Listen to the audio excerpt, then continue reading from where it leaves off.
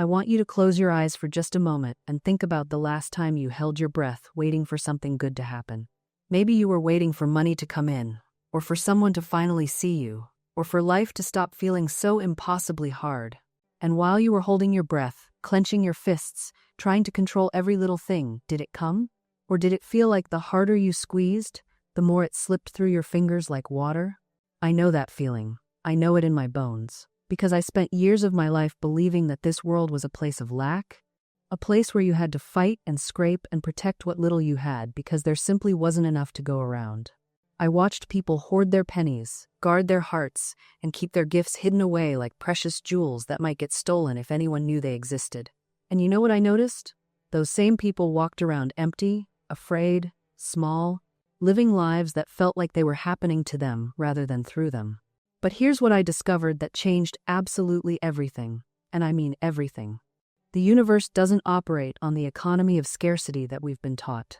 It operates on something so wildly different, so completely opposite to what we think we know, that when you finally understand it, when you really let it sink into your soul, your entire life reorganizes itself around this truth. The more you give to the universe, the more it gives back to you. Not eventually, not someday. Not as a reward for being good enough, but immediately, lavishly, abundantly, in ways that will make your logical mind spin because it defies every rule you thought you knew about how life works. Now, I can already feel some of you pulling back, thinking, oh, here we go, another person telling me to give away what I don't have, to be positive while my bills are piling up, to pretend everything's fine when it's not. But that's not what I'm saying at all.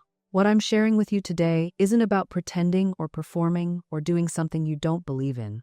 It's about understanding a law, a spiritual law, that's as real and as reliable as gravity.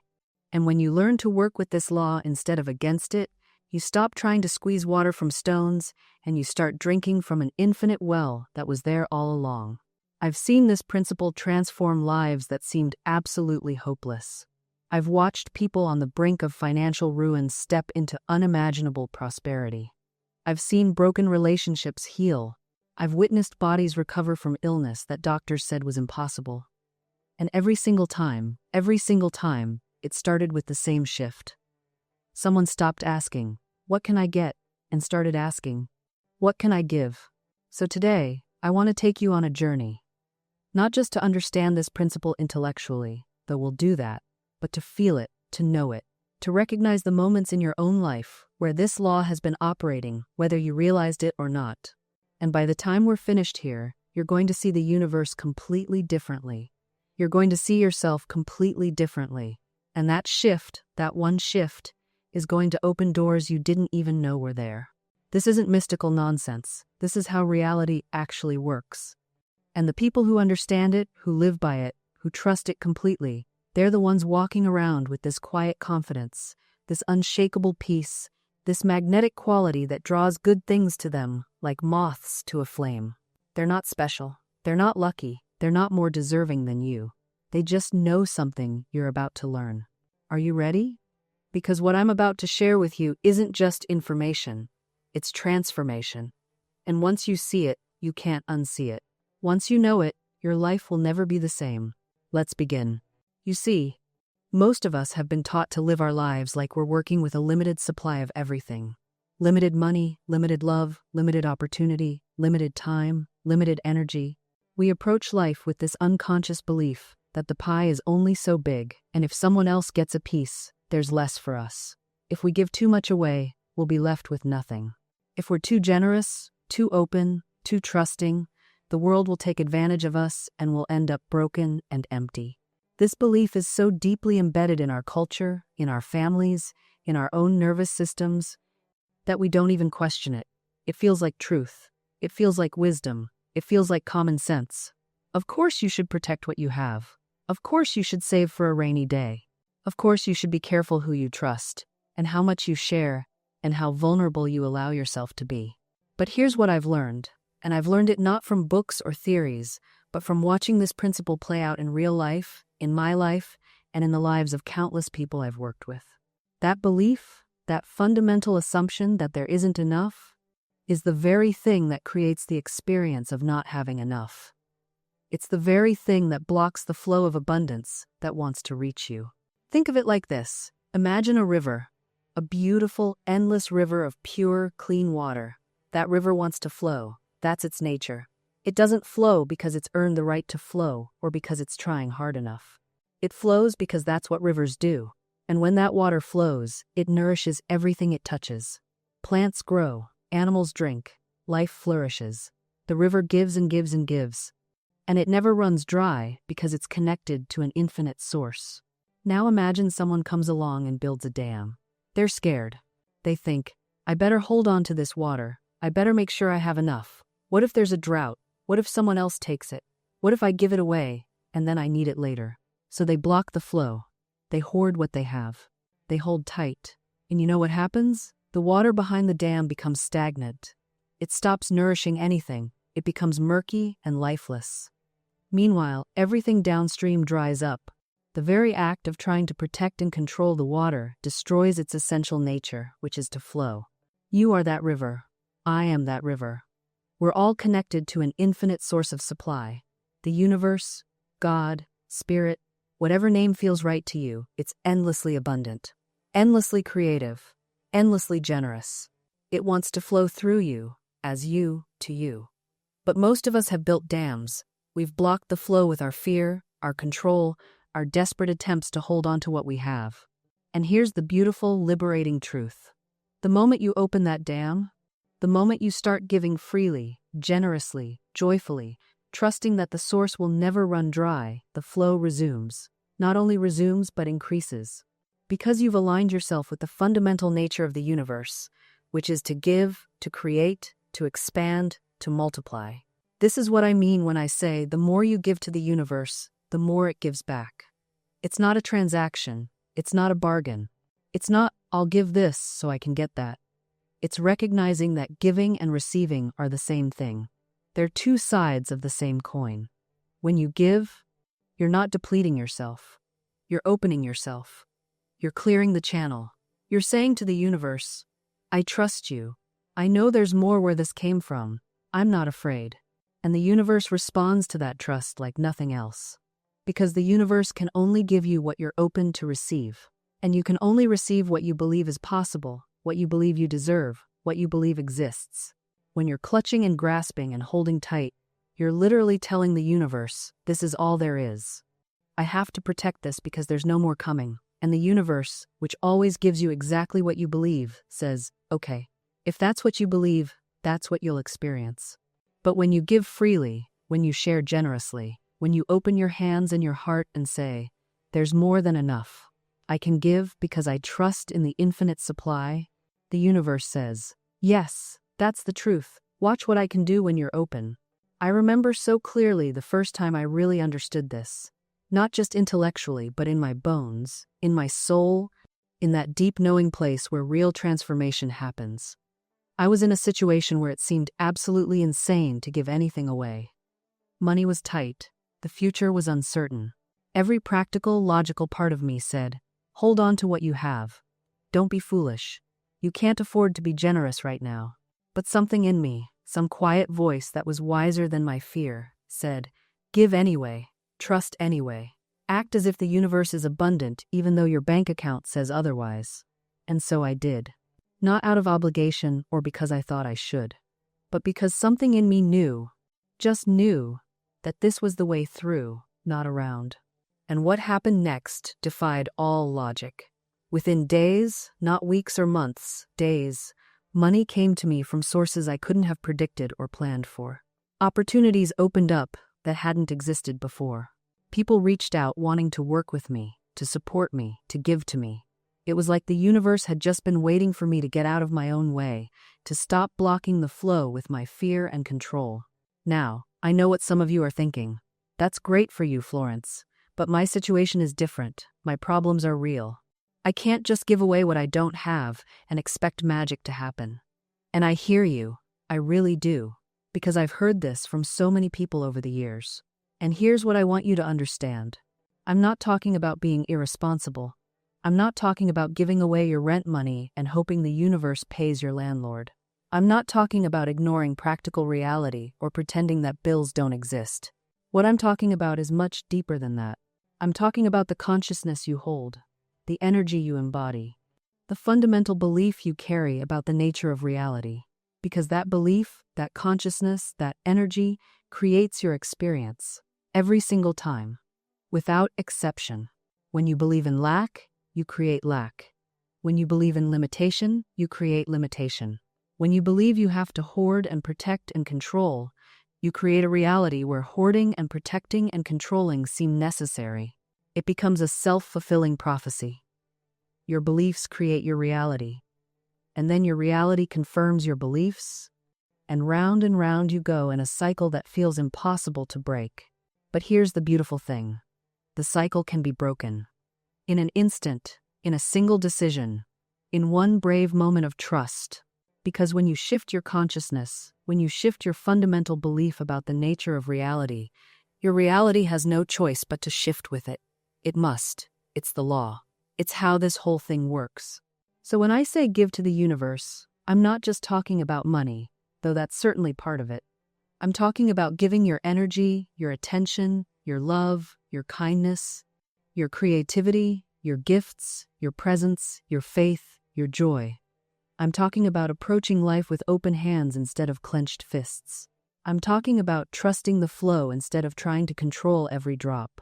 Give your smile to a stranger. Give your full attention to someone who needs to be heard. Give your forgiveness to someone who hurt you, not because they deserve it, but because holding on to resentment blocks your flow. Give your blessing to someone else's success instead of feeling threatened by it. Give your time to something that matters. Give your voice to a truth that needs to be spoken. Give your courage to a dream that scares you. Every time you give in, any form, you're saying to the universe, I trust you, I believe in abundance. I know there's more where this came from. And the universe, which is always listening, always responding, always orchestrating, says, yes, let me show you how right you are. Now, I want to share with you a story that illustrates this principle so perfectly, so beautifully, that it still moves me to tears every time I think about it. This happened many years ago with a woman who came to me absolutely desperate. Let's call her Margaret. Margaret was a widow with 3 young children. Her husband had died suddenly, leaving her with almost nothing. She had a little bit of savings, but it was running out fast. She was terrified, paralyzed with fear. She came to me and said, Florence, I don't know what to do. I can't find work. The bills keep coming. My children need things I can't provide. I'm going to lose everything. Please help me. And as I sat with her, as I felt her fear and her pain, I knew that what she needed wasn't a loan or a job reference or practical advice about budgeting. What she needed was a complete shift in consciousness. She needed to break free from the stranglehold of fear and lack that was literally blocking every good thing from reaching her. So I said something that probably surprised her. I said, the universe doesn't care about your current bank balance. It cares about your consciousness. Let me explain what I mean by that, because this is where most people get tripped up. They think that manifestation is about wanting something hard enough, visualizing it clearly enough, or doing enough affirmations. But here's the truth that will set you free. Manifestation is about becoming a vibrational match for what you desire. Your consciousness, your habitual thoughts, your underlying beliefs, your emotional state is broadcasting a signal into the universe every single moment. And the universe, being the perfect mirror that it is, reflects back to you exactly what you're broadcasting. If you're broadcasting fear, you get more circumstances to be fearful about. If you're broadcasting lack, you get more experiences of lacking. But if you broadcast abundance, faith, and expectation of good, the universe conspires to deliver exactly that. This woman's consciousness was saturated with fear. Every thought was about what she didn't have, what might go wrong, how she wasn't enough. And the universe was simply saying, your wish is my command, and giving her more of the same. So I gave her a new statement to repeat, a declaration that would begin to shift her entire energy field. I told her to say, morning and night, with feeling and conviction, my supply is infinite and immediate. God is my inexhaustible resource. And large sums of money come to me quickly and easily, under grace, in perfect ways. Now, I could see the skepticism flicker across her face. She was thinking what so many people think. But that's not true right now. I'm broke. How can I say this when it feels like a lie? And this is the precise point where most people give up. They confuse current circumstances with ultimate truth. They think that what is happening right now is the final word, but circumstances are nothing more than the hardened forms of yesterday's thoughts and beliefs. They're old news. They're the past playing out in your present. If you want a different future, you must begin to speak a different word right now. You must dare to claim what seems impossible. You must speak the language of faith rather than the language of fear. Now I know some of you are thinking, but what if I speak these words and nothing happens? What if I claim my good and it doesn't come? And here is where you must understand a profound spiritual principle. Your word never returns to you void. Never. It always accomplishes that which it is sent forth to do. But, and this is crucial, there is often a time lag between the speaking and the manifestation. This is where most people stumble. They speak the word of faith on Monday, and by Wednesday, when circumstances haven't changed, they return to their old patterns of negative speech. They cancel out their good word with a bad one. Think of it like planting a garden. When you plant a seed, you don't dig it up the next day to see if it's growing. You trust the process. You water it. You give it sunlight. You protect it from weeds. The same is true with your words. Once you've spoken your word of faith, you must maintain it. You must guard it jealously against the weeds of doubt and fear. I once worked with a woman who desperately needed employment. She came to me in tears, saying she had been to dozens of interviews with no success. I said to her, "You must stop speaking of what you don't have, and begin speaking of what is yours by divine right." Together, we crafted her affirmation. I am now employed in my perfect position, doing what I love, and receiving abundant compensation. She agreed to speak this every morning and every night. But 3 days later she called me, discouraged. "It's not working," she said. "I still have no job." "Have you continued to speak your word?" I asked. "Yes, but I also told my sister yesterday that I'd probably never find anything, and I told my friend that the job market is impossible right now." You see, she was planting seeds of prosperity in the morning and seeds of poverty in the afternoon. She was working against herself. I explained to her that she must guard her tongue at all times, not just during her affirmation practice, but in every conversation, in every moment of worry, in every idle comment. She committed to the discipline. 2 weeks later, she received a call about a position she'd interviewed for a month prior. They had suddenly had an opening and thought of her immediately.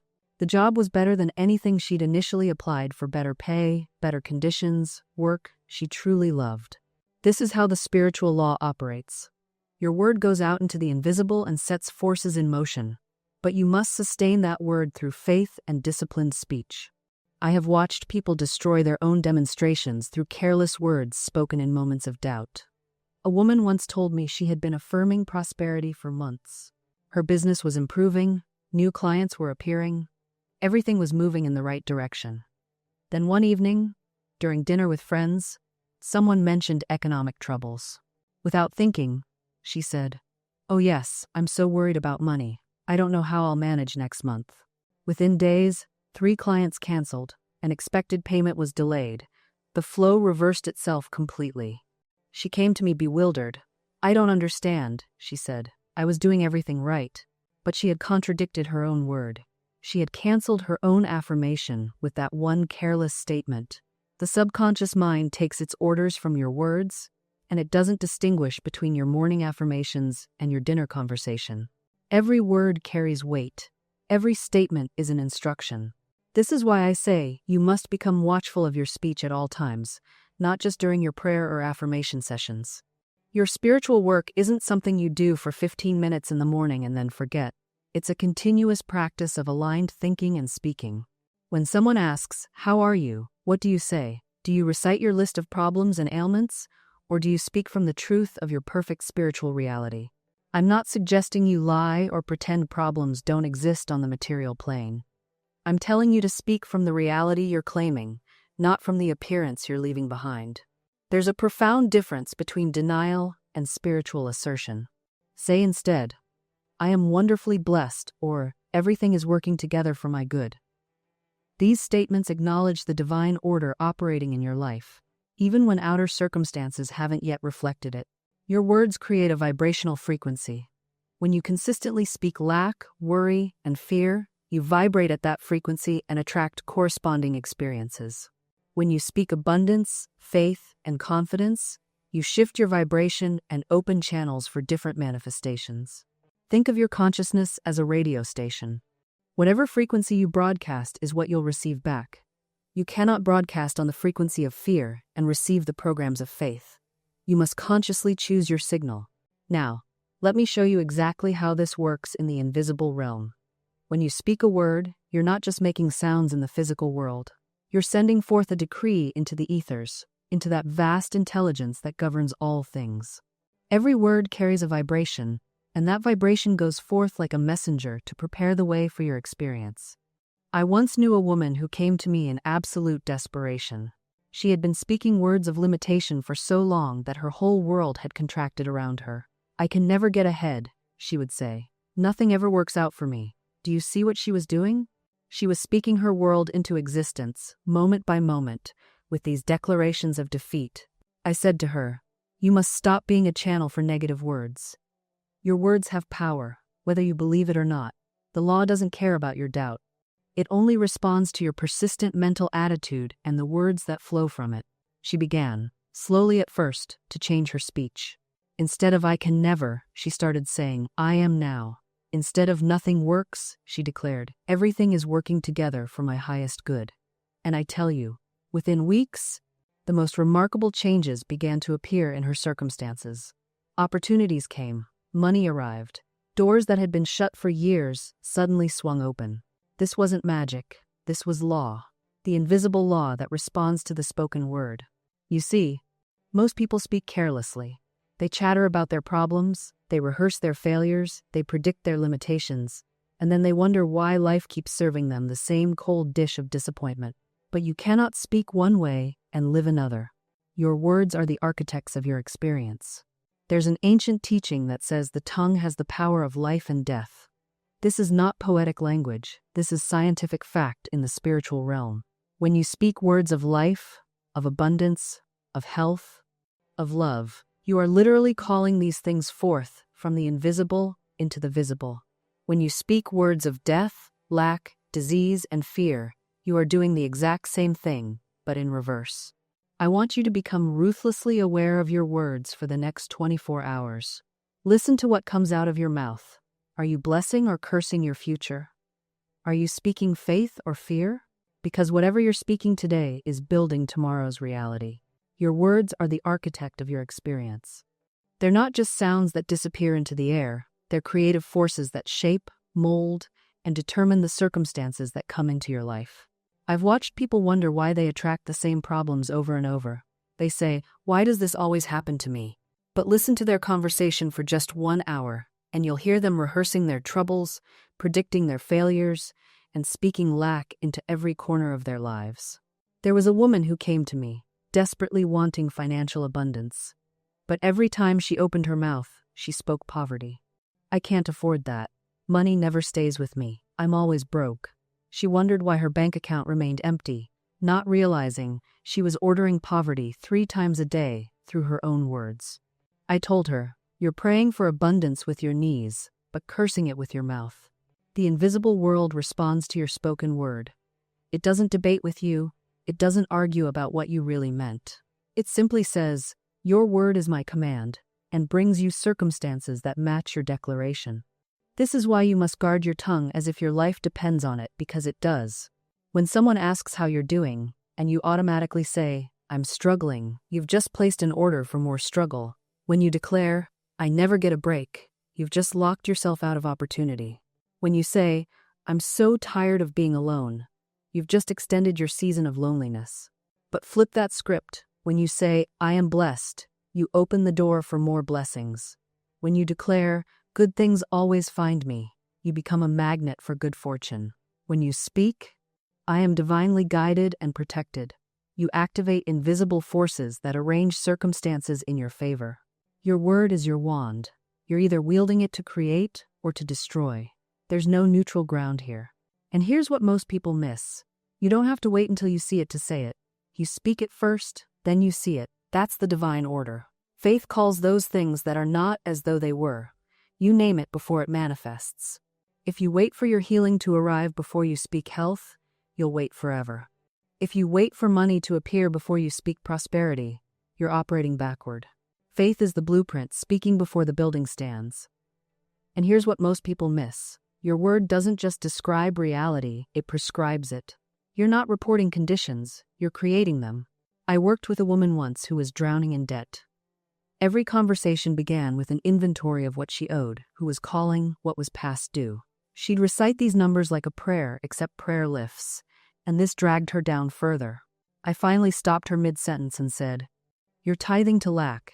Every word about debt is an offering at the altar of poverty." She looked at me like I'd slapped her. But it was true. Where your attention goes, energy flows. Where your words dwell, you build a dwelling. So we changed the language. Not as pretense, but as pattern interruption. Instead of "I'm buried in bills," she learned to say, "I'm receiving the intelligence to handle my finances wisely." Instead of "I can't afford this," she'd catch herself and reframe, "I'm choosing differently for now." Small shifts, massive results. Within 3 months, an unexpected inheritance arrived, a distant relative she'd never met. Coincidence? I've seen too many coincidences to believe in them anymore. The universe doesn't deal in accidents. It deals in appointments. Your word is your wand.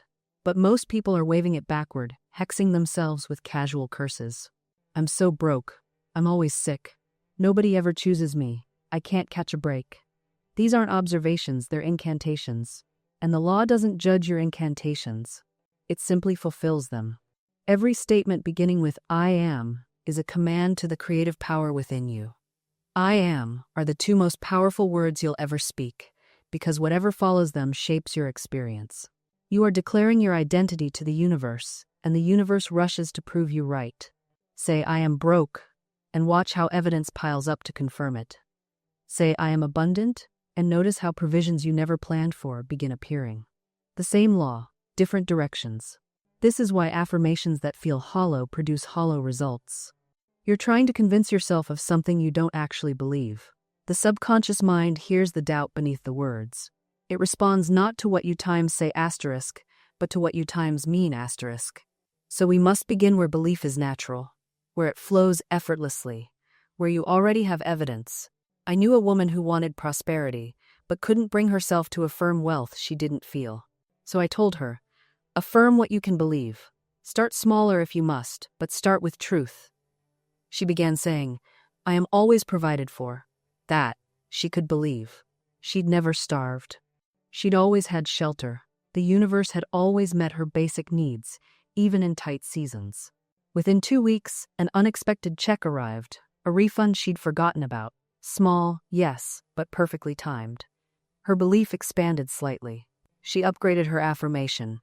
"Money comes to me in expected and unexpected ways." A month later, a freelance opportunity appeared. Then another. Each provision strengthened her faith, and each strengthening of faith attracted larger provision. You see, she didn't leap from lack to millions. She built a bridge of belief, one plank at a time. But here's what most people miss. The universe doesn't just respond to your words or even your beliefs.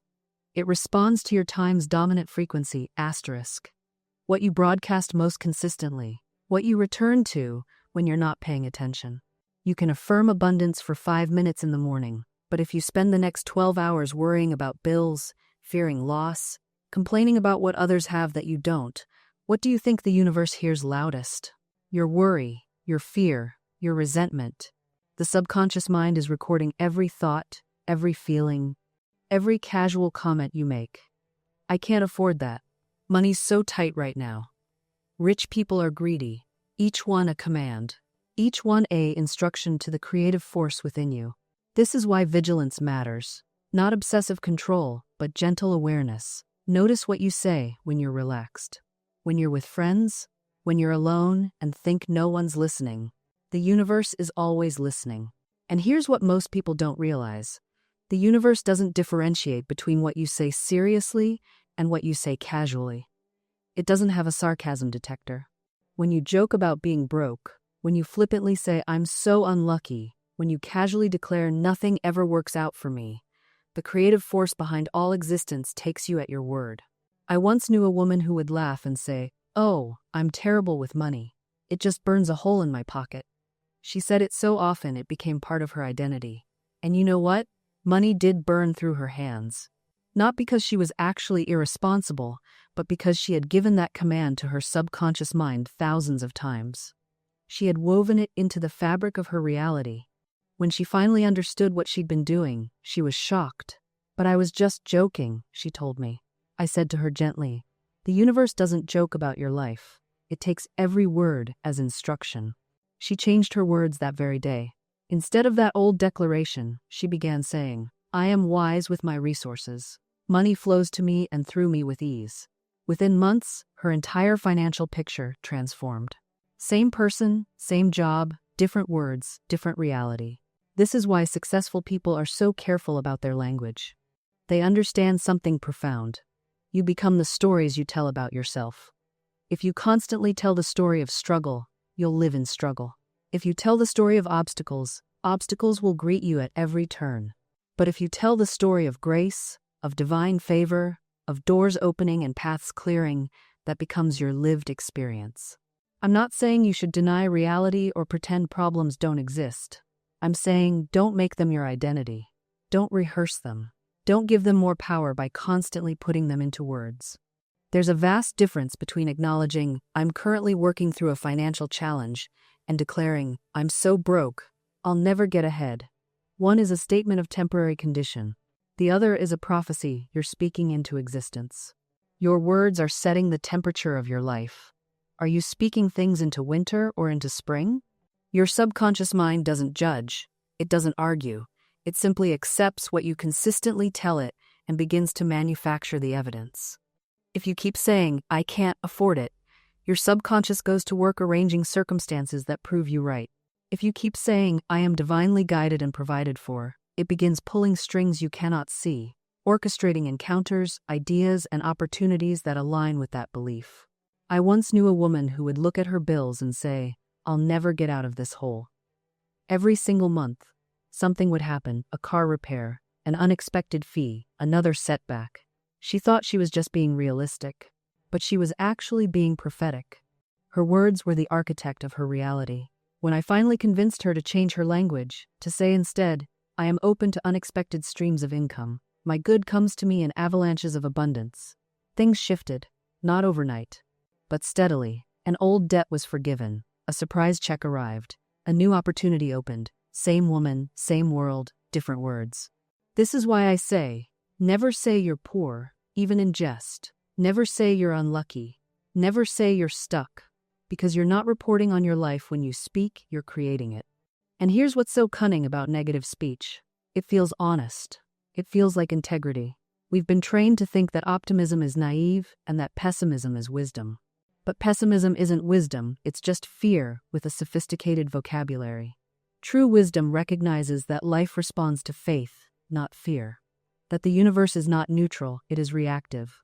It moves in the direction of your dominant mental atmosphere.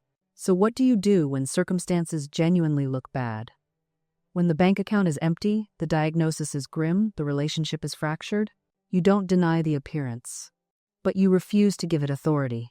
You speak to the truth that stands behind it. I've seen this with a woman who came to me devastated. Her husband had left her after 20 years of marriage. She had every reason to collapse into bitterness and victimhood. The appearances screamed abandonment, failure, betrayal. But she understood something most people miss. She said to me, "I will not let this situation define what God can do." And she didn't deny her pain. She felt it fully. She wept, she grieved. But underneath that human emotion, she held to something unshakable, asterisk. My life is in divine order. What belongs to me cannot be taken from me. What is for my highest good is already on its way. Asterisk. Within 6 months, everything shifted. Not because she manipulated circumstances or pretended nothing hurt, but because she refused to let the temporary appearance write the final chapter of her story. She found work she loved. She discovered talents she'd buried for decades. And the relationship? It transformed into something neither of them could have forced: true friendship, built on honesty instead of obligation. The world calls this luck or coincidence. But you and I know better. When you live from the visible has no choice but to rearrange itself. And here's what trips people up every single time. They want to times see times before they times believe asterisk. They say, show me the money, then I'll believe in abundance. Show me the healed body, then I'll believe in wholeness. Show me the love, then I'll believe I'm worthy. But that's backwards. That's the world's logic, not God's. The invisible always comes first. Faith is not believing times after times, you see. Faith is the substance of things hoped for, the evidence of things not seen. You believe it into form, not with gritted teeth and forced affirmations, not with desperation masquerading as confidence, but with calm, quiet knowing. The kind of knowing you have when you plant a seed. You don't dig it up every day to check if it's growing. You don't stand over it with anxiety, wondering if you did it right. You plant it, water it, and times expect times the harvest. That expectation is not hope. Hope is wishy-washy. Hope says, maybe, if I'm lucky.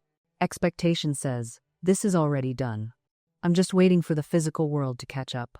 And the universe, in its infinite intelligence, responds to that frequency. Not to your words, not even to your thoughts, necessarily. To your times, inner conviction, asterisk. To the silent assumption, running underneath everything you do. So ask yourself right now, what am I really expecting? Because here's what most people don't realize. Asterisk expectation is a form of prayer, asterisk. It's the steady hum beneath your spoken words. You can affirm abundance all day long, but if you're secretly bracing for disappointment, that bracing is your real prayer. I learned this the hard way. I watched a woman who had every reason to succeed: talent, connections, opportunity, and yet she failed repeatedly. Not because the world was against her, but because she expected times to fail. She wore her expectation like an invisible garment, and life simply matched it. And then I watched another woman, with far fewer advantages, succeed beyond all logic. Why? Her expectation was rock solid. She didn't hope, she didn't wish, she knew asterisk, and that knowing radiated from her like heat from a flame. So, let me ask you again, more specifically now. What are you expecting in your relationships? Are you expecting love, loyalty, and respect? Or are you secretly bracing for betrayal, for disappointment, for being left behind? What are you expecting in your work? Are you expecting recognition, abundance, and fulfillment? Or are you waiting for the other shoe to drop, for the criticism, for the inevitable collapse? What are you expecting from your body? Health and vitality, or decline and limitation? Because whatever you're expecting, asterisk, you're inviting asterisk. Not because you're bad or broken, but because expectation is magnetic. It draws to you the very thing you're holding in your consciousness as inevitable. Now, I know what some of you are thinking, but I want good things. I'm not trying to expect the worst. I understand. Conscious desire and subconscious expectation are not always aligned. In fact, for most people, they're at war. You consciously want love, but subconsciously expect rejection. You consciously want wealth, but subconsciously expect lack. And that split, that inner civil war, is exhausting. It's why you feel stuck, why nothing seems to move. The solution isn't to fight your subconscious. You can't bully your inner world into submission. The solution is to gently shift your expectation, asterisk. To catch yourself in the act of expecting the worst, and to softly, deliberately choose a new expectation. This isn't denial. This isn't pretending problems don't exist. This is recognizing that your expectation shapes your experience far more than your circumstances do. Let me tell you about something I witnessed that changed how I understood this principle forever. A woman came to me, drowning in debt, creditors calling, bills piling up, anxiety so thick you could see it in her shoulders. The numbers said one thing: impossible situation. Everyone around her spoke the same language: worry, fear, limitation. But here's what she did. Every morning, before she opened her eyes, she would say, I expect abundance today. I expect divine solutions. I expect every need to be met with grace and ease. She didn't say these words hoping they'd be true. She said them expecting they would be. Within 3 weeks, 3 separate opportunities appeared. Opportunities that had always been there, but she'd been too consumed by fear to notice. Within 2 months, the debt was manageable. Within 6 months, she was financially stable. The numbers changed because her expectation changed first. Now, your logical mind wants to argue with this. It wants to say she just worked harder or got lucky. But here's what you're missing. Dozens of people in similar circumstances work just as hard and stay stuck. The difference isn't effort. The difference is expectation. When you expect difficulty, you create resistance.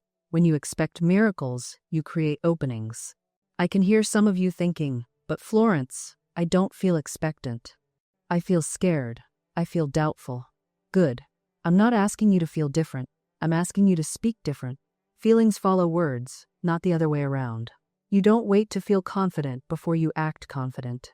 You act confident, and the feeling catches up. Every single morning, you stand at a doorway. Behind you is everything that's happened. In front of you is everything that could happen.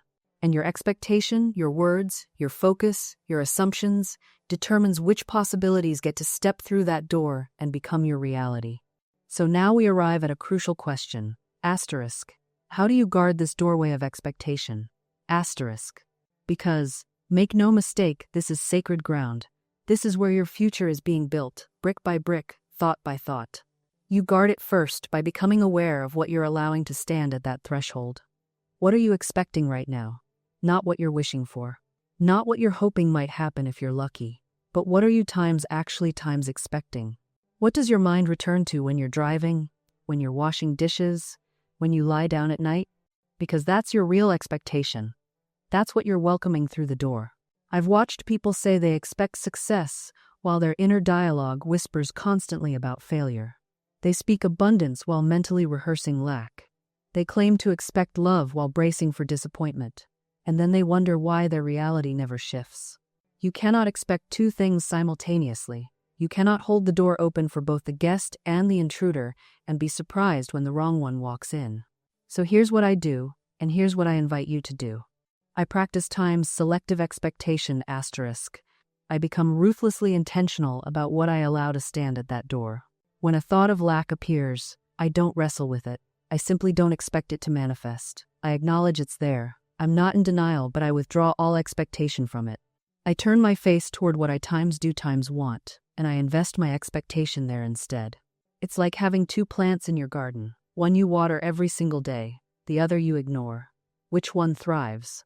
The one you give your attention to, the one you expect to grow. Your thoughts are constantly presenting themselves to you, asking for your expectation, asking for your belief, asking for permission to become real. And you get to choose. You get to say, not that one, this one. I remember a woman who came to me drowning in debt.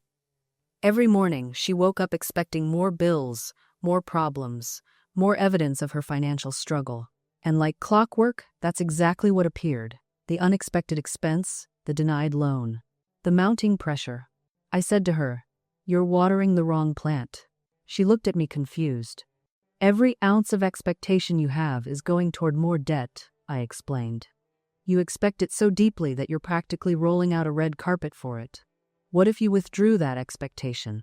What if you started truly expecting, with the same intensity that your supply would meet and exceed your needs?" She protested, of course. "But the debt is real. The bills are real." "Yes," I said. "And so is the infinite substance all around you, waiting for your expectation to give it form. You've been expecting lack so faithfully that it has no choice but to show up. Expect abundance with the same faithfulness, and watch what happens." She started small. Each morning, before her mind could spiral into financial fear, she would state her expectation. "I expect my needs to be met today. I expect abundance to find me." At first, nothing visible changed. Her bank account didn't suddenly overflow. No unexpected check arrived in the mail. But something shifted internally. The constant knot of anxiety in her stomach began to loosen. She moved through her days with a lighter step, as though the weight of financial doom had been lifted from her shoulders. Then, the small miracles began. A client she'd invoiced months ago, someone she'd written off as a loss, suddenly paid in full with an apology. A friend mentioned a freelance opportunity that was exactly in her skillhouse. Her landlord, without prompting, offered to freeze her rent for 6 months while he dealt with building repairs. None of these were lottery wins. None were dramatic windfalls. But together, They were evidence of a shift in the invisible realm that was now manifesting in the visible. This is how expectation works. It doesn't force, it doesn't demand. It simply opens the channels through which your good can flow to you. When you expect lack, you unconsciously close those channels. You turn down opportunities because you don't believe they'll work out. You fail to mention your needs because you assume no one cares. You hoard what little you have because you're convinced nothing more is coming. But when you expect abundance, you relax into a state of receptivity. You notice the open doors. You mention your needs naturally, allowing others to help. You give freely because you trust the supply is endless. The woman who transformed her finances through expectation told me something profound months later. She said, "I used to think I had to know how my good would come. I would lie awake, strategizing, planning, trying to control every avenue. But expectation taught me to hold the vision and release the how. My job was to expect. The universe's job was to deliver." This is spiritual maturity. Knowing when to act and when to expect. Knowing when to effort and when to allow. Your word, spoken with expectation, sets forces in motion that are far more intelligent than your limited human planning. You don't need to know the route. You only need to know the destination and expect to arrive. So state your expectation clearly, write it down, speak it aloud, let it become the atmosphere you breathe. I expect perfect health. I expect loving relationships. I expect financial freedom. I expect my talents to be recognized and compensated. I expect doors to open before me. And then watch your life rearrange itself to match what you've declared. Now, here's something most people never consider. Asterisk, asterisk, the power of acting successful before you see the evidence. Asterisk, asterisk. And I don't mean fake it till you make it in some superficial way. I mean stepping into the energetic signature of the person you're becoming. When I was building my practice, I began treating myself as someone whose work was valuable long before the world confirmed it. I invested in quality materials. I showed up with the dignity of someone who knew her worth, not arrogance, dignity. There's a profound difference. You see, the universe can only meet you where you're vibrating. If you're vibrating at "I'm not there yet," then "not there yet" is what you'll continue to experience. But when you make decisions from the consciousness of already being successful, when you dress like it, speak like it, carry yourself like it, you're sending a signal that cannot be ignored. I remember a woman who came to me desperate for work. She had one interview suit, worn at the elbows, and she'd been wearing it to every rejection. I said to her, "You're going to job interviews dressed like someone who expects to be turned away." It wasn't about the clothes, really. It was about what she was announcing to the universe every time she put on that suit of defeat. She scraped together enough to buy one new outfit, nothing extravagant, just something that made her feel capable and confident. The very next interview, she got the position. Coincidence? Not at all. She shifted her energy, and the external world had no choice but to shift with it. This is why I always say, asterisk, asterisk, treat your current situation as temporary, but treat your vision as already done, asterisk, asterisk. Walk through your day as the person who has what you desire. Make choices from that place. Spend your mental energy from that place. Because the universe is always saying yes to who you're being, not who you're wishing to be. And let me be very clear. This isn't about denying your current reality or pretending problems don't exist. It's about refusing to let your current circumstances define your energetic output. You acknowledge where you are, but you live from where you're going. This is the shift that changes everything. When you begin to live from your vision rather than your circumstances, you become a magnet for the very things you seek. The universe responds not to your words, but to your vibration. And your vibration is determined by the state of consciousness from which you operate. I've seen people transform their entire lives simply by changing the question they ask themselves each morning. Instead of waking up and asking, "What problems do I have to deal with today?" they ask, "What would the version of me who already has everything I desire think about today?" This subtle shift in perspective creates a completely different energetic signature. You see, the version of you who has already achieved your desires doesn't wake up anxious and desperate. That version of you moves through the world with confidence, with certainty, with peace. And here's the beautiful secret. You can embody that version right now, today, before anything in your physical world has changed. This isn't pretending. This is choosing which frequency you broadcast.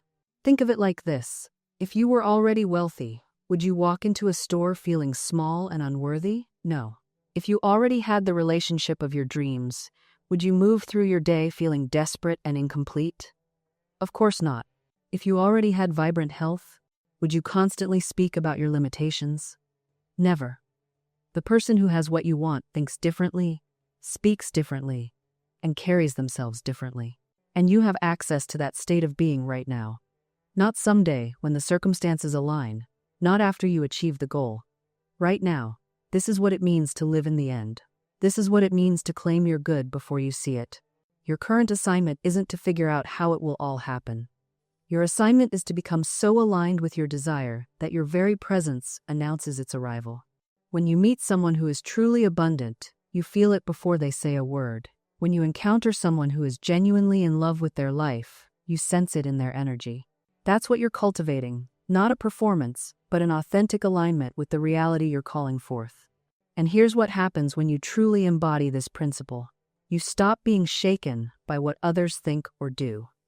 Someone doubts you? That's their journey. Someone succeeds before you? That's confirmation that success is flowing. Someone questions your methods? That's none of your business. You become so anchored in your inner knowing that the external chaos loses its power over you. This doesn't mean you become cold or indifferent, quite the opposite. You become more present, more compassionate, more alive, because you're not constantly defending or justifying your existence. I remember a woman who was building her business while everyone around her was talking about economic collapse. Every conversation was fear, every headline was doom. She said to me, "Florence, I feel like I'm living in a different world than they are." I told her, "You are. And that's exactly where you need to stay." She stopped consuming the fear-based narratives. She stopped engaging in conversations that drained her vision. She surrounded herself only with evidence of possibility, with stories of people who built empires in difficult times, with testimonies of unexpected breakthroughs. And her business? It flourished, while others contracted. This is what I mean by being the evidence. She didn't argue with the economic reports. She didn't try to convince anyone that things were better than they seemed. She simply lived as though abundance was her birthright, and it responded accordingly. Now, I want you to understand something crucial. This isn't about pretending problems don't exist. It's not about bypassing genuine challenges or ignoring practical realities. It's about choosing which reality you give your creative power to. There's always evidence for both sides, always data to support fear and data to support faith. The question is, which attorney are you hiring? Which case are you building? Because whatever you consistently focus on, you bring to life. And here's what most people don't realize.